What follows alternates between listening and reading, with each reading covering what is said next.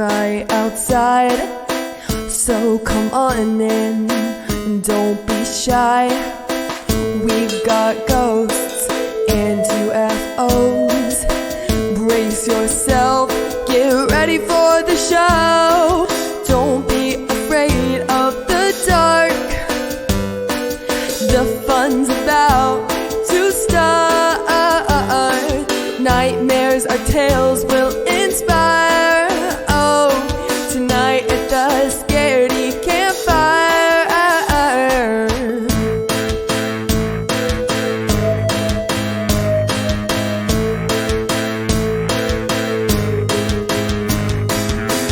Have you heard tell of a demon next door? Or maybe a cryptid on the lake shore? There's nothing too strange for us here, so if you're ready, stamp out your fear.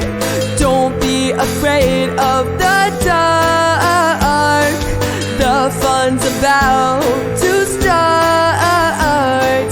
Nightmares or tales will inspire.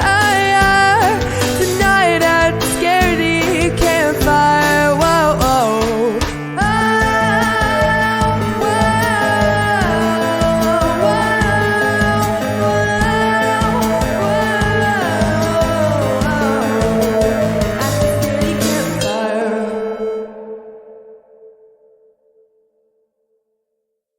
Welcome back, campers, to episode 71 of The Scaredy Campfires. Tonight we listen closely to the sounds that shouldn't be there and the silences that feel a little too loud. Tonight's story comes from Reddit user u/cypherdemonlord, who recounts a decades-long encounter with something that refuses to stay behind. What began in a newly moved into house, with a strange animal appearing where none should be, quickly escalated into a violent physical confrontation in the dark. Years later, far from that home and even further from the past, others began seeing what he could not, a presence that seemed to follow, to watch, and to wait. Hello people, I wanted to share my story again and get some insights into what this thing is. This happened a long time ago, about 25 years ago, back when I was in high school. We had just moved into a new house. There were boxes everywhere and a ton of furniture scattered all over the place. By midnight, we had managed to set up my parents' bedroom, the kitchen, most of the guest hall, and the dining room. My parents were exhausted and went straight to sleep. I went to my room and realized it was in no condition for sitting, let alone sleeping. I cleared a small place by closing the door, moving a few boxes and placing a mattress on top of them. Before I could lie down, I heard a cat meowing. I turned around and saw a black cat calmly sitting in the middle of the room under the moonlight, meowing repeatedly. I walked toward it. The cat stayed still for a few seconds and then slowly walked into the shadows. I turned on the light and it was gone. I searched everywhere, but there was no sign of it. The windows were locked. While searching for the cat, I made an even bigger mess and had no energy left to clean. So I dragged my mattress out into the hallway, turned off the lights, and lay down, desperate for sleep. A moment later, I heard footsteps behind me. I assumed it was my parents waking up from the noise I had caused earlier. The lights were off and I didn't want them tipping over me, so I quickly sat up to warn them. The second I turned towards the sound, something jumped on me.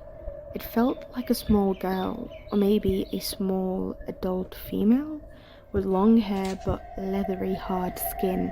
She climbed on top of me, pressing her knees into my torso with all her strength. I instinctively grabbed her by the neck, but her neck felt like I was choking a polished stone column, solid and unnaturally hard. Her weight was terrifying. She felt heavy like stone. I could barely move. The worst part was her limbs. It felt like she had no fingers, as if her hands ended at the wrist, and she was trying to push my arms away with blunt stumps. At that moment, fear didn't even register. I was furious, assuming it was an intruder. As I struggled with it, I stared at its face, but I couldn't make out any features. It was entirely pitch black. We fought for around 20 seconds before I finally managed to throw it off me, sending it crashing into a small table. I scrambled to the light switch, turned it on, and she was gone. The table was overturned from the impact. My parents ran out to see what had happened. We even called the neighbors and searched the house and the yard for half an hour. Nothing. We eventually called the police and filed a report, but that was the end of it. Nothing strange happened again for years, until much later, about 10 years later, when I was studying abroad for graduate school. At the time, I was living with an undergraduate roommate. He was a funny guy, kind, and always in good spirits. One night, however, his scream jolted me awake. He was sprinting towards the kitchen, and I instinctively jumped up and ran after him. His face was priceless. I honestly wish I had recorded it. When I asked what the hell had happened, he told me that when he lay down on his bed, he saw a little girl sitting on my back while I was sleeping, and when the girl realized he could see her, she leaped towards his bed in a long frog-like jump. That's when he screamed and ran. I had never told him about my experience before. Fast forward to now, it's been about a week since my wife started saying she sometimes sees a woman-shaped shadow standing in the corner of the room after midnight. It's happened twice so far, and now she asks me to walk with her if she needs to go to the bathroom in the middle of the night. Aside from that, the only strange thing is that the shower curtain moved 3 separate times while I was sitting on the toilet watching it. We currently live in a large apartment complex on the 10th floor. The building is only 4 years old, and we're living on a complete opposite side of the world from where my original experience happened. I don't know if these things are related, but it scared the hell out of me, now that people around me can see it and I can't. Now, with sightings resurfacing in a completely different place, and through the eyes of those around him, the question grows heavier with time. Whatever first revealed itself that night never truly left. For you/Cypher Demon Lord, the distance hasn't mattered, and some presences don't fade, they linger quietly until they're seen again.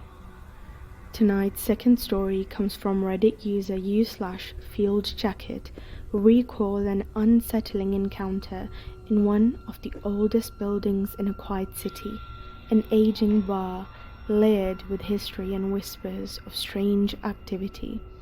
What should have been a normal evening, sitting alone in a dimly lit basement, turned into something far harder to explain when a figure passed by a window where no one should have been, and where no one could be found. This happened about 12 years ago, but I didn't think to share it here until today. It was 2013, and I, at the time 23 male, was in a new town. I inherited a friend from my brother who lived there, and he worked at a popular bar in the city centre. We hit it off instantly, and I hung out at that bar frequently. I got to know some other servers there and would often stay after hours and whatnot. Now, some backstory. This was, I believe, the oldest building in the area, or close to it. It had 3 levels. The main level, a basement level, which was a very rustic and cool area. This is where I spent most of my time, not just when I was there, but in general. And a deeper basement, which was used for storage and such, and was not open to the public. I'd never been down there. The staff often told me of haunting type experiences there, stuff you would come to expect if you frequent the paranormal side of Reddit. Hanging lamps swaying, pool cues falling off the racks, internal phone calls coming from vacant offices within the buildings. They're unofficial, but accepted policy was to just acknowledge it and carry on. The basement bar area had once been the stable where people got around by horses and carriages, and because it was built on a hill, it could be accessed from the outside despite me calling it a basement just now. The outdoor area is now, or was then, I assume it still is, a marvelous beer garden. I spent a lot of time out there too. Winter hits hard in the north and the beer garden shuts down in the fall. It had been closed for about a week at this time. So it was on a Sunday evening, and said friend and I were enjoying a glass together. I believe the basement was closed to the public for some reason, as we were the only two down there. Nevertheless, we parked at the bar and chatted a bit. He then got up to confirm his schedule, saying he would be right back, so I was down there alone and I got to glancing around a bit. I stared down the hallway at a windowed door which led outside to the beer garden. As I was looking through the window to the outside, someone walked past it. He was male, maybe 30 years old or so, and his head was tilted slightly downward, like when you're really hoofing it somewhere. He was also very, very white, like he had been doused in baby powder. So I thought the beer garden had recently closed. Perhaps a staff member was doing a few final chores out there, and surely I'd see them milling about. I continued to watch as my buddy came back down, maintaining my windowward stare. I told him what I had just seen, so we went to check it out. We walked around and didn't see anybody. All the doors were locked, which admittedly means nothing, as you can enter a door and lock it. Nothing. I'll add here too that immediately to the left of the door as you walk outside is a drink machine. The kind where servers fill glasses of Coke, Pepsi, etc. So the angle at which the guy walked past the door wouldn't have worked. He would have had to cut at a 45-degree angle to the door and then pivot, rather than walk parallel to the wall, as he appeared to be doing when he passed the window. So we went back inside and resumed our beers, trying to work through it. Another server came down to say hello, and my buddy blurted out, "Fuel jacket, sort of ghost." She gave a hand gesture like, "Nope," and left. Now I know what you're thinking. I'd been drinking, right? This was the MVP season of my drinking career. Half a pint of light had about as much effect on me as a frothy glass of Kool-Aid. I remember everything from that night, and nothing else out of the ordinary occurred. Perhaps there is a rational explanation for whom I saw. Maybe it was weird lighting and my depth perception was off, and the guy actually did walk at an awkward angle toward a door he didn't enter. I'll never know, but I'm leaning heavily toward ghost. Whether it was a trick of light, a misstep of perception, or something tied to the building's long-forgotten past, the image has never quite faded. For you, field jacket, that brief moment, silent, pale and impossible, remains a lingering question, one that still drifts through that empty hallway, long after the beer glasses were sat down. That wraps up episode 71, campers. If the quiet ever starts to feel heavy, don't try to fill it. Some silences are listening back. Stay by the fire where the only sounds are your own.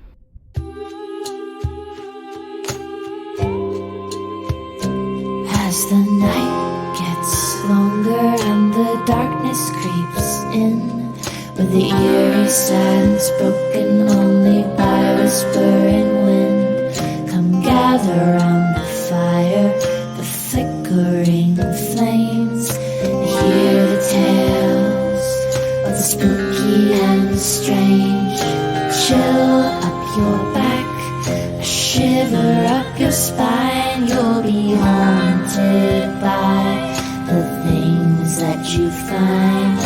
Legends will unfold and stories will be told at the scare